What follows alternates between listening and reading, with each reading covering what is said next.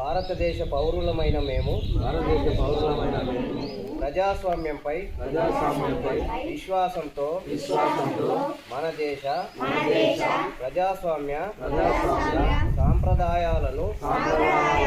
స్వేచ్ఛాయుత నిష్పక్షపాత ప్రశాంత ఎన్నికల ప్రభావాన్ని నిలబెడతామని మతం, జాతి, కులం, వర్గం, భాష లేదా ఎటువంటి ఒత్తిడులకు ప్రభావితం కాకుండా ప్రతి ఎన్నికల్లో నిర్భయంగా